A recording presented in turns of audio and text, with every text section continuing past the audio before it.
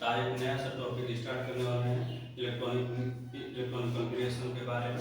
ठीक है, electronic configuration किसी भी एलिमेंट्स का हम लोग कैसे करेंगे, इसके बारे में हम सब आज क्या करेंगे, पढ़ेंगे। ठीक है, देखिए इलेक्ट्रॉनिक कॉन्फ़िगरेशन क्या होता है कि इलेक्ट्रॉनिक कॉन्फ़िगरेशन के बारे में थोड़ा समझा लेते हैं।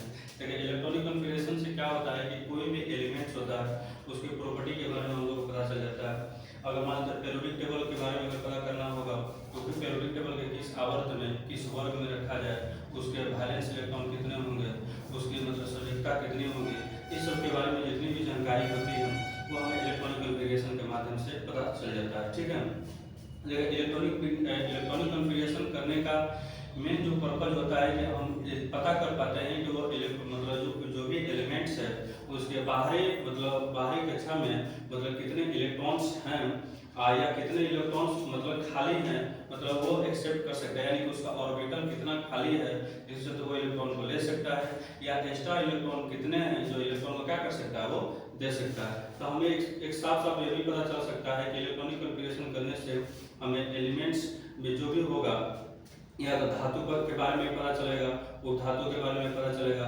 अधातु के बारे में भी ये हमको पता चलेगा। ठीक है ना, इलेक्ट्रॉनिक कॉन्फ़िगरेशन से हमें मतलब रिएक्शन की जो प्रॉपर्टी होती है वो भी हमको पता चल जाता है। ठीक है ना, उसके बाद साथ साथ हमें जो मतलब फिजिकल जो प्रॉपर्टी होती है यानी कि एलिमेंट्स की वो भी हमें पता चल जाती है। ठीक है, तो आइए हम लोग धीरे धीरे करते हैं, स्टार्ट करते हैं कि इलेक्ट्रॉनिक कॉन्फ़िगरेशन मतलब कैसे किया जाए। ठीक है ना, देखिए पहली बात क्या है कि इलेक्ट्रॉनिक कॉन्फ़िगरेशन करने का बहुत सारा तरीका है, लेकिन ये सबसे बड़ा जो तरीका है, सबसे अच्छा जो तरीका है वो अबाहो प्रिंसिपल है। ठीक है, अबाहो प्रिंसिपल से हम लोग क्या करेंगे कि उसके हिसाब से हम लोग इलेक्ट्रॉनिक कॉन्फ़िगरेशन करना स्टार्ट करेंगे। ठीक है ना, अबाहो प्रिंसिपल क्या है, तो अबाहो प्रिंसिपल में उन्होंने क्या किया है कि इलेक्ट्रॉन को उप कक्षा के आधार पर, ठीक है ना, उप कक्षा के आधार पर इलेक्ट्रॉन को सजाना मतलब शुरू किए, और उप कक्षा के आधार पर ऊर्जा के घटते क्रम में, यानी कि जिसमें सबसे कम ऊर्जा होगी उसमें इलेक्ट्रॉन को पहले भरा जाएगा, जिसमें सबसे अधिक ऊर्जा होगी उसमें इलेक्ट्रॉन को बाद में भरा जाएगा, यानी कि ऊर्जा का धीरे धीरे धीरे करते करते आगे की ओर हम लोग बढ़ते क्रम में बढ़ सकते हैं। ठीक है ना, चलिए देखिए सबसे पहले इसमें बात हुआ है उप कक्षा। देखिए तो अगर उप कक्षा के बारे में बात किया जाए, ठीक है, उप कक्षा, ठीक है, इसको बोलते हैं सब सेल। ठीक है, सब सेल इसको बोलते हैं। तो सब सेल जो होता है ना, अगर इसके बारे में बात करें कि सब सेल कौन कौन सा होता है, तो एक होता है एस, एक होता है पी, एक होता है डी, एक होता है एम। ठीक है, ये चार सब सेल होते हैं। ठीक है, दूसरी बात यह है कि एसपीडीएफ है, और ये चारों सब सेल इसको बोलते हैं एसपीडीएफ। दूसरी बात यह है कि एसपीडीएफ में अगर हम बात करें कि सर इसमें इलेक्ट्रॉन कितने कितने हो सकते हैं, तो देखिए ध्यान से हम यहाँ पे लिख रहे हैं। देखिए एस सब सेल में यहाँ पे एस सब सेल अगर बात करें, यानी कि एस, देखिए एस सब, ठीक है, एस सब सेल में अगर बात किया जाए तो देखिए एस सब सेल में अगर इसमें अगर बात किया जाए तो देखिए सिर्फ और सिर्फ इसमें एक ही ऑर्बिटल होता है। ठीक है, इसको हम बोलते हैं ऐसा गोल गोल से बनाए हैं ना, चलो वर्गाकार टाइप ऐसा बनाए हैं, तो इसको हम ऑर्बिटल बोलते हैं। ठीक है ना, ऑर्बिटल बोलते हैं। ठीक है, ऑर्बिटल, तो ऑर्बिटल बोलते हैं। तो एस सब सेल में अगर बात बोला जाए तो एक मतलब एक ऑर्बिटल होता है, उसी तरह से पी सब सेल बोले। ठीक है, पी सब सेल बोले। ठीक है, पी सब सेल बोले, तो इसमें अगर बात किया जाए तो इसमें कुल मिलाकर के 3 गो ऑर्बिटल होता है। ठीक है, ऑर्बिटल होता है। उसी तरह से अगर ये हो गया पहला, ये हो गया दूसरा, ठीक है, और इसी तरह से अगर हम डी ऑर्बिटल बोले, यानी सॉरी डी सब सेल बोले, डी सब सेल, ठीक है, तो डी सब सेल में अगर हम बात करें तो इसमें कुल मिलाकर के 1 2 3 4 और कितना हो गया 5 सब सेल, 5 ऑर्बिटल होते हैं। उसी तरह से चौथा में बात करें तो एक होता है एक सब सेल होता है। ठीक है, एक सब सेल होता है। ठीक, तो एक सब सेल में अगर बात किया जाए तो इसमें कुल मिलाकर के अगर हम देखें तो 1 2 3 4 5, 1 2 3 4 5 6 और एक और होता है 7, कुल मिलाकर कितने हो गए 7 सब। ठीक है, और दूसरी बात यह है कि इन सब सेलों में मतलब इलेक्ट्रॉन कितने कितने रह सकते हैं। देखिए तो कहने का मतलब अगर इस सब सेल में अगर बात करें तो कितने अधिकतम इलेक्ट्रॉन रह सकते हैं, तो इसमें अधिक से अधिक 2 इलेक्ट्रॉन रह सकते हैं। और इलेक्ट्रॉन को भरने का क्रम हमेशा क्या होता है, ए को सीधा ए को विपरीत, यानी कि हमेशा एक दूसरे के विपरीत भरा जाता है। ठीक है ना, एक ऑर्बिटल। तो यहाँ पे अगर एक सीधा भर दिया तो क्या करते हैं, एक दूसरा होता है। इसका मतलब हाफ हाफ यही लिख रहे हैं कि ये स्पिन क्वांटम संख्या को दर्शा रहा है। स्पिन क्वांटम संख्या का मतलब यह है कि एक इलेक्ट्रॉन को सीधे यानी कि क्लॉकवाइज में मतलब रोटेशन कर रहा है, ये क्या कर रहा है, एंटी क्लॉकवाइज में रोटेशन कर रहा है, ठीक है ना। तो दोनों को हम क्या करते हैं, विपरीत क्रम में भर दें, ठीक है। तो यानी कि एस सब सेल में पूछेगा कि नंबर ऑफ इलेक्ट्रॉन कितने होंगे, यानी कि यहाँ पर हम बोल सकते हैं कि नंबर ऑफ इलेक्ट्रॉन, ठीक है। तो नंबर ऑफ इलेक्ट्रॉन्स के बारे में अगर बात करें एस सब सेल में तो कुल कितने होंगे, 2 होंगे, ठीक है। आइए पी सब सेल में अगर बोले तो देखिए प्रत्येक ऑर्बिटल में, इसको हम जो जितना भी दिखाई दे रहा है, जितना भी वर्ग से दिखाई दे रहा है उसको ऑर्बिटल बोलते हैं। तो एक ऑर्बिटल में अधिक से अधिक 2 इलेक्ट्रॉन रख सकते हैं।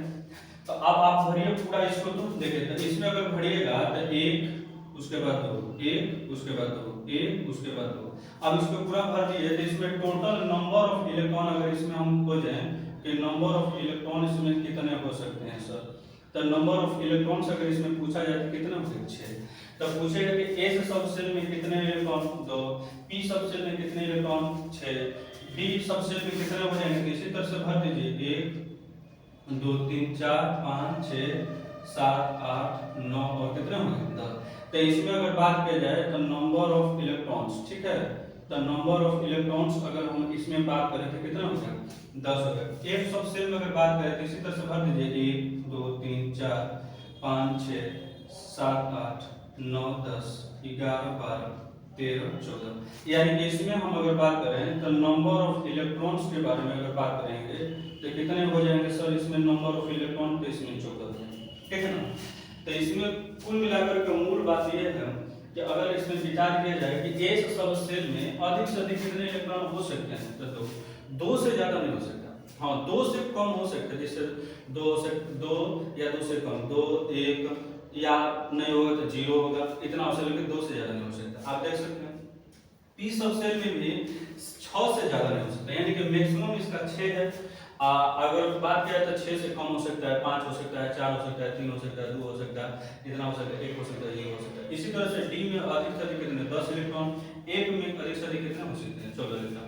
अब सर इसमें पूछिएगा मन होगा, प्रश्न हो सकता है कि सर यानी कि प्रत्येक ऑर्बिटल में सिर्फ 2 ही इलेक्ट्रॉन क्यों भरे जाते हैं। तो देखिए एक फार्मूला होता है, वो आपके लिए एग्जाम के लिए उतना इंपॉर्टेंस नहीं है, लेकिन अगर चाहते हैं कि नंबर ऑफ इलेक्ट्रॉन निकालना चाहते हैं, नंबर ऑफ इलेक्ट्रॉन, ठीक है, तो नंबर ऑफ इलेक्ट्रॉन्स अगर निकालना चाहते हैं किसी भी सबसेट में तो 2 × 2l प्लस में क्या होता है 1 लगा दीजिए, आपका नंबर ऑफ इलेक्ट्रॉन निकल जाएगा।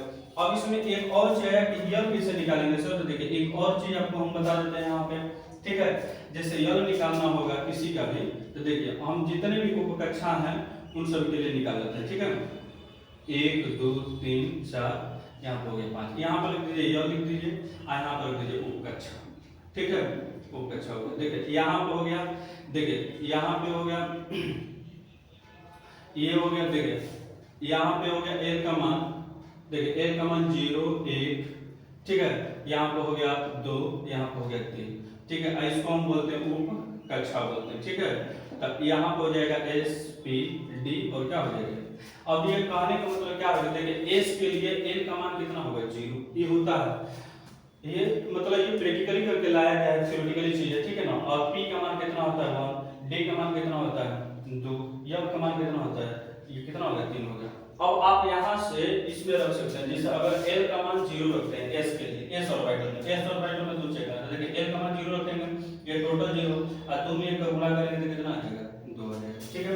इसी तरह से अगर पी का मान 1 रखते हैं तो पी ऑर्बिटल पता करना चाहते हैं कितने इलेक्ट्रॉन होगा, तो पी के लिए 1, यहाँ पे 1 रखते हैं, 2 × 1 कितना हो जाएगा 2 और प्लस 1 3 हो जाएगा, तो 2 3 कितना हो जाएगा 6। ऐसे हम रख करके क्या कर सकते हैं, चेक कर सकते हैं, ठीक है।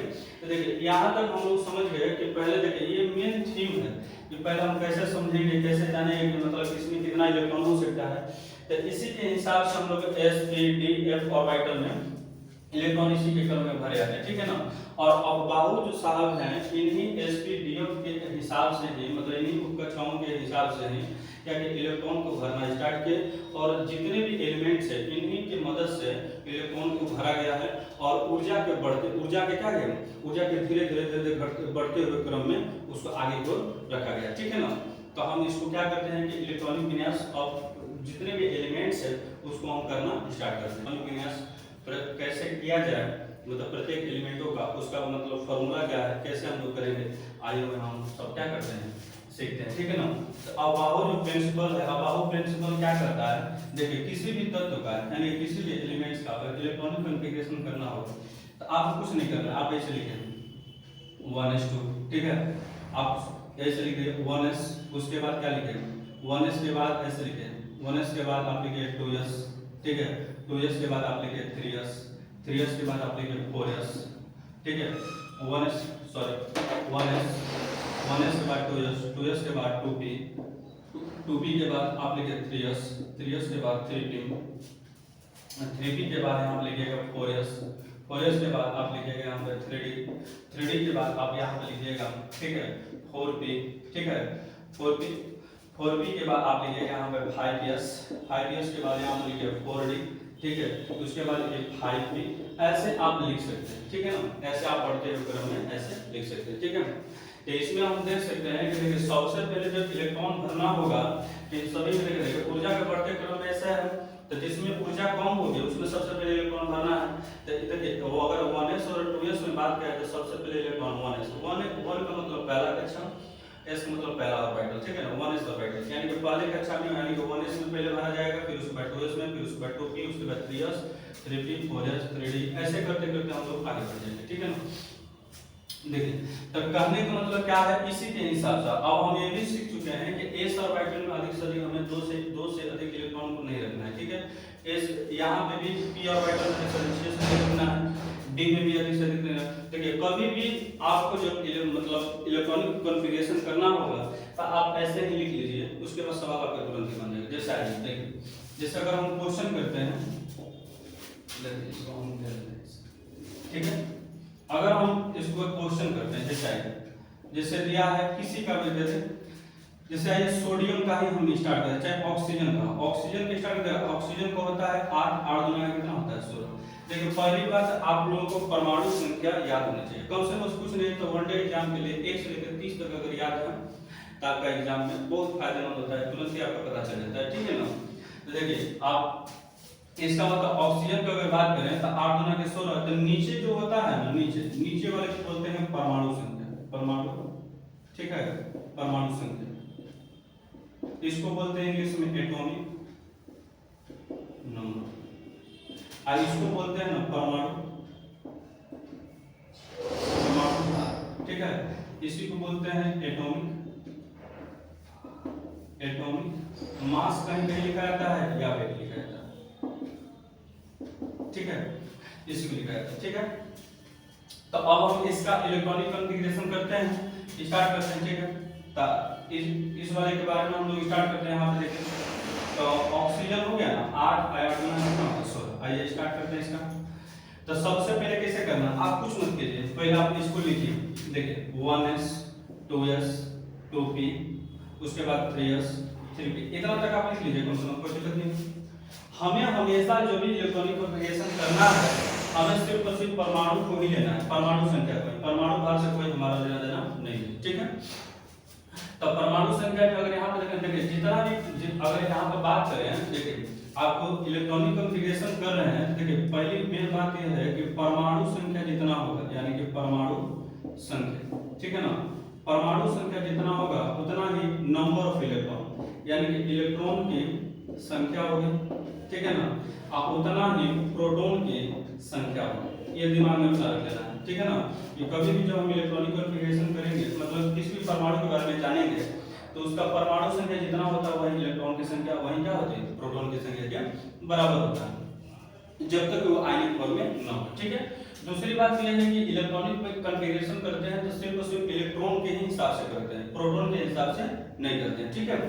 तो अब हम देखेंगे कि जितना परमाणु संख्या होगा उतना ही नंबर ऑफ इलेक्ट्रॉन होगा। तो अब आप ही बताइए कितना परमाणु संख्या, 8 इलेक्ट्रॉन होगा। अब ऐसे आप लिख दिए, अब उसके बाद भरना स्टार्ट करें, देखिए स्टार्ट करते हैं। तो s ऑर्बिटल में अधिक से अधिक कितना भर सकता है, तो 2, तो 2 यहाँ पे भर दिए, बचा कितना 6, फिर यहाँ पे इसमें अधिक से अधिक s ऑर्बिटल फिर आया, इसमें अधिक से अधिक कितना भर सकता है 2, अभी बचा कितना 4 को भर गया, 4 को बचा। अच्छा अब बताइए p ऑर्बिटल में अधिक से अधिक कितने इलेक्ट्रॉन रख सकते हैं, तो 6 रख सकते हैं, इसमें रख सकते हैं। अब बचा कितना है 4, तो इसमें 4 भर दीजिए। बाकी सबमिट कर दिए, ये इलेक्ट्रॉनिक कॉन्फ़िगरेशन क्या हो गया, कंप्लीट हो गया। ठीक है, कोई दिक्कत? आइए जैसे एक और क्वेश्चन हम लेते हैं, जैसे मान लेते हैं कि जैसे हम सोडियम का ही ले लें, तो सोडियम का 11 गुना के 23 होता है, मतलब 11 गुना के 22 से 23 होता है। तो इसको ऐसे याद कर लीजिए। तो इसका पहले ऐसे लिखे 1s, उसके बाद 2s 2p, उसके बाद मान रहेगा 3s 3p, ऐसे लिख सकते हैं। ठीक है ना। अब आइए आराम से भरिए इसको। देखिए पहले भरिएगा तो इसमें क्या हो जाएगा, पहले 2 बचा कितना 9, फिर 2 बढ़िए तो बचा कितना 7, फिर यहाँ पे भरिए तो 7 बचा के इसमें अधिक से अधिक 6 कर सकते हैं, तो 6 हो गया, बचा कितना 1, तो 1 यहाँ पे भर दीजिए, बाकी सब आपका कंप्लीट हो गया। ठीक है, इसी को हम बोलते हैं क्या, इलेक्ट्रॉनिक कंप्यूटर। देखिए तो कितना आसान सवाल ये हम लोग बना रहे हैं, मतलब कितना आसानी से। ठीक है ना, किसी का भी हम लोग कर सकते हैं। जैसे मान लेते हैं कि हमें दे दिया कि फ्लोरीन दे दिया, फ्लोरीन, तो फ्लोरीन का 9 गुना के 18 होता है, इसका इलेक्ट्रॉनिक विन्यास कर लेते हैं। ठीक है, देखिए इलेक्ट्रॉनिक कॉन्फ़िगरेशन करेंगे तो इसका हो जाएगा 1s, उसके बाद हो जाएगा 2s, उसके बाद हो जाएगा 2p, उसके बाद 3s, ऐसे लिख सकते हैं। अब लिख लीजिए यहाँ पे। अब यहाँ पे लिखिए, देखिए सबसे पहले यहाँ पे 9 है तो यहाँ पे सबसे पहले 2 भरेगा, बचा कितना 7, फिर यहाँ पे 2 भरेगा, बचा कितना, तो 4 को कंप्लीट हो गया, 9 में से 4 को कंप्लीट होगा, बचा 5 को चुपचाप यहाँ पे लिख दीजिए, आपका कंप्लीट हो गया। पढ़ना होगा तो कैसे पढ़िएगा, 1s2 2s2 2p5, जैसे इसको पढ़ना तो 1s2 2s2 2p6 3s1। ठीक है, जैसे ऐसे। और हम लोग देखते हैं, जैसे मान लेते हैं कि और किसी का भी ले लें, जैसे क्लोरीन लेते हैं, क्लोरीन का 17 गुना है 34 से कितना होता है 35। आइए इसको लिखते हैं, देखिए 1s, उसके बाद 2s, उसके बाद 2p, उसके बाद 3s, उसके बाद 3p, उसके बाद 4, ऐसे लिख सकते हैं। ठीक है, देखिए टर्कानिक मतलब क्या है, तो सबसे पहले यहाँ पे 2 को भर दिए, फिर उसके बाद बचा कितना, फिर 15, फिर 2 भर दिए, तो हो गया। अब कितना, देखिए 4 को भर दिए, इसमें अब बचा है 13, इसमें 6 को भर सकते हैं। देखिए 10 कंप्लीट हो गया, बचा है 7 को, फिर इसमें आराम से 2 भर सकते हैं, हो गया। अब बचा है 5 को इसमें भर सकते हैं, इसको मिटा दीजिए, ये आंसर हो गया। ठीक है, कोई दिक्कत? अगर मान लेते हैं कि किसी और का जैसे करना होगा, जैसे कैल्शियम लीजिए, कैल्शियम, तो कैल्शियम आपको देखिए कैल्शियम भी कितना हो जाएगा 40 मिनट। देखिए सबसे आसान तरीका बता रहे हैं। ठीक है ना, इससे आसान तरीका कहीं नहीं आप सीखेंगे। देखिए तो कहने का मतलब कैल्शियम का अगर इलेक्ट्रॉनिक कॉन्फ़िगरेशन करना होगा तो आइए हम एक बार डायरेक्ट हम करते हैं, थोड़ा आप सीख गए हैं। ठीक है ना, इसको डायरेक्ट करते हैं। जैसे देखिए 20 है तो सबसे पहले 1s2, उसके बाद 2s2 2p6 10 हो गया, उसके बाद 3s2, उसके बाद 3p6, ये 18 हो गए। और उसके बाद जानते हैं यहाँ पे कर दीजिए 4s2। ठीक है, ये कंप्लीट हो गया। जैसे आइए और हम लेते हैं, जैसे कहने का मतलब क्या है, कुछ और होगा। जैसे मान लेते हैं आइए सल्फर लेते हैं, सल्फर छोड़ दीजिए, आइए मैग्नीशियम लेते हैं। ठीक है ना, तो मैग्नीशियम का 12 हो जाएगा, किसी का भी हम लोग कर सकते हैं, जिससे मन करेगा तो एस्केडियम ले लीजिए। एस्केडियम इलेक्ट्रॉन कम से कम परमाणु संख्या आपको याद रखना है, एस्केडियम का एक ही होता है। ठीक है ना, तो आइए इसको लिखते हैं। देखिए 1s2 2s2 2p6, उसके बाद 3s2 3p6। ठीक है ना, ये कितना हो गया, आप देखिएगा तो 18 हो गया।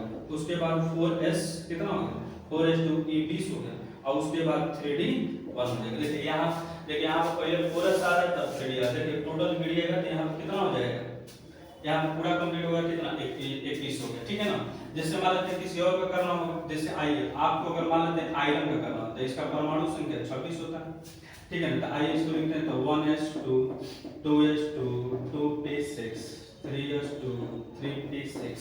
ठीक है ना, उसके बाद 4s2, उसके बाद 3d क्या हो जाएगा 6 हो जाएगा, यहाँ से यहाँ तक डिस्कस हो जाएगा। ठीक है, आइए जैसे और हम देखते हैं, जैसे कॉपर का देखते हैं, तो कॉपर का कितना होता है 29 होता है। कॉपर का क्या होता है 29 है। कॉपर से पहले और भी देख लेते हैं, जैसे मान लेते हैं कि हम देख लेते हैं क्रोमियम, तो क्रोमियम का 24 होता है, तो 24 का देख लेते हैं 1s2 2s2 2p6 3s2 3p6। ठीक है, उसके बाद 4s, इसमें देखिए 4s2 और उसके बाद 3d क्या होता है 10, सॉरी 3d क्या होता है 4, ये होना चाहिए था। लेकिन थोड़ा सा जानते हैं ये अपना यहाँ तक में तो कोई दिक्कत नहीं है, लेकिन कहने का मतलब क्या है, क्रोमियम में एक थोड़ा सा अपवाद आ जाता है। यहाँ पे फॉरेस्ट की जगह पे क्या होता है, यहाँ पे फॉरेस्ट की जगह पर एक इलेक्ट्रॉन यहाँ पर आ जाता है अपवादित देश से, इसको याद कर लीजिएगा थोड़ा सा इसको क्वेश्चन में। अब क्यों अपवाद है, थोड़ा सा ये बात के क्वेश्चन में है, तो ये थोड़ा सा क्वेश्चन मार्क कर लीजिए। यहाँ पे क्या होता है कि 4s1 और यहाँ पे हो जाता है 3d5 हो जाता है। क्यों? क्योंकि देखिए कोई भी, देखिए आप अगर इसका रीजन जानना चाहते हैं तो देखिए डी ऑर्बिटल जो होता है ना, चाहे कोई भी ऑर्बिटल होता है, अगर कहने का मतलब हमेशा चाहता है कि वो स्टेबल अवस्था में होना चाहता है, तो स्टेबल अवस्था में होना चाहता है तो या तो फुलफिल इलेक्ट्रॉन लेगा। जैसे अगर एस ऑर्बिटल के बारे में अगर बात करें, एस ऑर्बिटल, तो इसमें अधिक से अधिक 2 इलेक्ट्रॉन रख सकता है स्टेबल होने के लिए, और नहीं तो स्टेबल हाफ स्टेबल होने के लिए कम से कम एक चाहिए। पी के लिए अगर बात करें तो इसमें कम से कम मैक्सिमम टू मैक्सिमम 6 इलेक्ट्रॉन चाहिए स्टेबल होने के लिए, और नहीं तो कम से कम हाफ स्टेबल होने के लिए कम से कम कितना चाहिए, 3 चाहिए, तब जाके ये हाफ स्टेबल होगा। तो कहने का मतलब क्या है कि ये आप अगर यहाँ पे देखेंगे तो यहाँ पे 4 था और यहाँ पे कितना था, यहाँ पे 2 था। तो ये डी ऑर्बिटल है, आई सोच रहा है कि कम से कम हम स्टेबल हो जाए।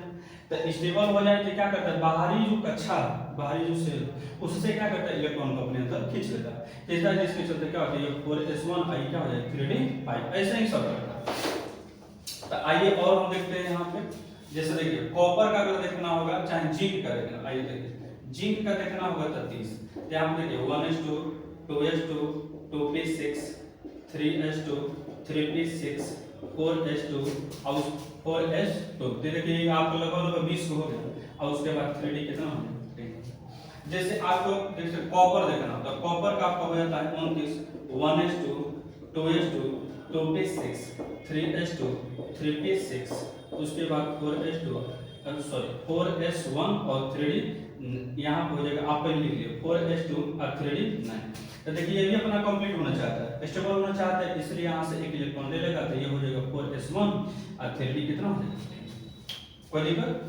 इसी तरह से किसी भी एलिमेंट्स का अगर हमें पता करना होगा, किसी भी एलिमेंट्स का मतलब इलेक्ट्रॉनिक कॉन्फ़िगरेशन करना, तो कम से कम हम लोग को इसी तरह से बनाना होगा। कोई भी एलिमेंट्स होगा आराम से आप बना सकते हैं, ठीक है। जैसे कार्बन का मन करे तो कार्बन में बताइए इतना बड़े बड़े चीजों का हम लोग इलेक्ट्रॉनिक कॉन्फ़िगरेशन कर लिए, तो कार्बन का नहीं कर सकते हैं, कार्बन का बिल्कुल कर सकते हैं। जैसे कार्बन का करना होता है, कार्बन का होता है 6, यहाँ हो जाता है 12, तो 1s2 और 2s2 और 2p कितना हो जाएगा 2, ये कंप्लीट हो गया, ठीक है ना। अब देखिए आप अगर इन सभी क्वेश्चनों में देखिएगा, जितने भी इलेक्ट्रॉनिक कॉन्फ़िगरेशन हुआ है आप सभी में देखिएगा, तो इसमें एक लॉजिक छिपा है। हम देखिए शुरू में ही आपको बताए थे, इससे पता चलता है आपको कक्षा के बारे में, ठीक है ना। कक्षा का मतलब क्या है कि किस कक्षा में है, उस जगह आवर्त सारणी में अगर पता करना होगा तो पता चलता है कि किस आवर्त में है, किस वर्ग में है, मतलब किस ब्लॉक में है। जैसे मान लेते हैं हम यहाँ पे बात करें, जैसे इसी के लिए बात करें, तो अगर किसी में देखें अंतिम इलेक्ट्रॉन किस में भरा, अंतिम इलेक्ट्रॉन, तो p ऑर्बिटल, तो p ऑर्बिटल में अगर भर रहा है तो इसीलिए ये जो कार्बन होगा ना, ये p ब्लॉक का तत्व होगा पहले का। जैसे हम पूछेंगे बताइए ऑक्सीजन किस ब्लॉक का तत्व है, तो देखिए अंतिम इलेक्ट्रॉन किस में भरा, p ब्लॉक में, इसलिए p ब्लॉक का तत्व। देखिए इसका अंतिम इलेक्ट्रॉन किस में भरा, s ऑर्बिटल में, इसलिए s ब्लॉक का तत्व। जैसे यहाँ पे पूछेंगे तो कौन सा हो जाएगा, p ब्लॉक का। जैसे देखो अंतिम इलेक्ट्रॉन इसमें किसमें भरा है, ये p में, यानी p ब्लॉक में। जैसे यहाँ पे देख रहे हैं तो ये भी किसका है, तो s ब्लॉक का। इस वाले में देखेंगे तो देखिए यहाँ पे क्या अंतिम इलेक्ट्रॉन किसमें भर रहा है भैया, अंतिम इलेक्ट्रॉन ये भर रहा है इसमें d ऑर्बिटल में, इसलिए d ब्लॉक का तत्व हो जाएगा, ठीक है। यार कुछ नहीं करना मेरे भाई, आप इलेक्ट्रॉनिक कॉन्फ़िगरेशन करते हैं सब कुछ आपको दिखेगा, ठीक है ना। जैसे इसमें देखिए अंतिम इलेक्ट्रॉन किसमें भरा है भाई, जैसे में केस में d ऑर्बिटल में, इसलिए d ब्लॉक का तत्व। ऐसे अगर f ऑर्बिटल में भरता है इसलिए f ब्लॉक का तत्व होता, ठीक है ना। अब देखिए इतना तक तो हो गया कंप्लीट। अब हम चाहते हैं, देखिए अब हम चाहते हैं कि ये किस आवर्त का है, किस वर्ग का है, तो इसके लिए हम क्या करेंगे कि थोड़ा सा हम इसको अलग समझने का प्रयास करते हैं, ठीक है ना। आइए हम उसको भी देखते हैं, ठीक है ना। में होगा, किस वर्ग में होगा, ठीक है ना, उसके संयोजी इलेक्ट्रॉन कितने होंगे, ये सब हम लोग क्या करेंगे अब पढ़ेंगे, ठीक है ना। यानी कि कोई भी जिसे पूछा जाता है आवर्त सारणी में, ये बहुत इंपॉर्टेंट क्वेश्चन है, ठीक है ना। आइए देखिए कहने का मतलब क्या होगा, आप देखिए अगर s ऑर्बिटल की जगह बात की जाए, यानी कि जैसे अगर मान लेते हैं कि जैसे आवर्त निकालना होगा, आवर्त, तो आवर्त निकालना होगा ना, तो आप कक्षा संख्या देख लीजिए, कक्षा संख्या, आप कक्षा संख्या देख लीजिएगा तो ये आपको निकल जाएगा, ठीक है। दूसरी बात क्या है कि अगर हमसे पूछे कि वर्ग सर वर्ग यानी कि आवर्त सारणी में हमें वर्ग पता करना, तो वर्ग यानी कि कॉलम पता करना होगा। तो देखिए कॉलम पता करने के लिए देखिए क्या करते हैं कि संयोजी इलेक्ट्रॉन, ठीक है, संयोजी इलेक्ट्रॉन को हम क्या करते हैं चेक करते हैं। पहला है देखिए, पहला है आपको एस और वाइटल के, या एस सबसेल के लिए अगर हम बात करें, तो एस सबसेल के लिए अगर हम बात करेंगे तो इसका वर्ग अगर निकालना होगा ना, तो हम संयोजी इलेक्ट्रॉन निकालेंगे, संयोजी इलेक्ट्रॉन, ठीक है। तो संयोजी इलेक्ट्रॉन चेक करेंगे। संयोजी इलेक्ट्रॉन मतलब बाहरी कक्षा में, ठीक है ना, कक्षा में उपस्थित इलेक्ट्रॉन, ठीक है, इलेक्ट्रॉन, ठीक है। अगर इसी तरह से यहाँ पे अगर जैसे दूसरा जैसे निकालना होगा कि तो हो गया एस और दूसरा अगर हमें निकालना होगा तो पी सबसेल अगर निकालना होगा, ठीक है, तो पी सबसेल के लिए कुछ नहीं करना है भाई। देखिए पी सबसेल के लिए कुछ नहीं करना है। संयोजी इलेक्ट्रॉन कैसे जोड़ना है, तो देखिए संयोजी इलेक्ट्रॉन जोड़ना है हमें जो भी होगा, तो संयोजी इलेक्ट्रॉन जो भी होगा, ठीक है ना, तो संयोजी इलेक्ट्रॉन, ठीक है, संयोजी इलेक्ट्रॉन में +10 कर देंगे। संयोजी इलेक्ट्रॉन में क्या कर देंगे +10 जोड़ देंगे, क्योंकि बीच में जानते हैं बीच में पड़ जाता है बीच में पड़ जाता है डी ब्लॉक, इसलिए 10 वर्ग को छोड़ करके हम लोग आगे बढ़ जाते हैं, ठीक है। उसी तरह से अगर हमें जैसे देखिए आपको ज्यादा इससे नहीं पूछेगा, डी ब्लॉक पे आपको पूछ सकता है, जैसे लिख देते हैं डी सबसेल की अगर बात करें, ठीक है, तो डी सबसेल के लिए अगर बात करें तो इसमें हमें क्या करना पड़ेगा, NS यानी कि हमें S ब्लॉक जो था ना, S सबसेल, तो यानी कि NS आप प्लस में ND, यानी कि ND का मतलब क्या, NS जो होगा यानी कि S सबसेल के जो भी इलेक्ट्रॉन होंगे संयोजी इलेक्ट्रॉन, और D ऑर्बिटल के जो भी इलेक्ट्रॉन होंगे, यानी कि ये संयोजी इलेक्ट्रॉन जो होंगे ना, दोनों को हम जोड़ देंगे, ठीक है। तो दोनों को हम जोड़ देंगे तो यही मेरा क्या हो जाएगा, निकल जाएगा डी सबसेल। इससे हमें पता चल जाएगा क्या, इससे हमें पता चल जाएगा। इसी तरह से ब्लॉक का भी पता हो जाता है, ठीक है। आपके लिए ज्यादा नहीं, आपको ज्यादा से ज्यादा क्वेश्चन पूछेगा, बस इन दोनों से पूछेगा, थोड़ा बहुत इससे पूछा है, ठीक है, हम आपके लिए करवा देंगे, ठीक है। जैसा ये क्वेश्चन हम करते हैं, ठीक है, जिसमें जैसे हमें पता करना होगा कि मान लेते हैं लिथियम का ही ले लेते हैं, तो लिथियम का होता है 3 दूना के 6 7, ठीक है ना। अब इसके बारे में हमें विचार करना होगा कि भाई ये कौन सा वर्ग है, कौन सा वर्ग है, क्या नहीं है। तो इसमें हम लोग देखते हैं, तो सबसे पहले इलेक्ट्रॉनिक कॉन्फ़िगरेशन आना चाहिए। तो इसका इलेक्ट्रॉनिक कॉन्फ़िगरेशन कर दिया है 1s2 2s2, कितना हो गया 3 है, तो 4 हो गया, यानी कि 2s हो गया, बस 3 है तो 3 भर दिया। अब देखिए जैसे ही भर दिया तो देखिए हम बताएं कि अंतिम इलेक्ट्रॉन जिसमें भरा जा रहा है मेरे भाई, बस उसी को विचार करना। देखिए अंतिम इलेक्ट्रॉन भरा है तो इसको इस वाले में जैसे 1 2 3 लिखा है, इसको कक्षा बोलते हैं, इसको क्या बोलते हैं, कक्षा बोलते हैं। तो अगर हम बोलेंगे कि आवर्त कौन सा आवर्त में होगा, तो बताइए कक्षा संख्या कौन सा है, कक्षा संख्या कौन सा है, तो दूसरा, इसलिए दूसरा आवर्त। अगर पूछेगा कौन सा वर्ग में होगा मेरे भाई, तो वर्ग में होगा ना, देखिए कौन सा वर्ग में होगा, तो अब आप ही बताइए, तो वर्ग में होगा तो बताइए S सबसेल में भरा है कि नहीं, देखिए S सबसेल में सिर्फ संयोजी इलेक्ट्रॉन मतलब इसके बाहरी कक्षा में जितने इलेक्ट्रॉन होंगे वही होगा। तब बताइए कौन सा वर्ग का होगा भाई, पहला वर्ग का होगा।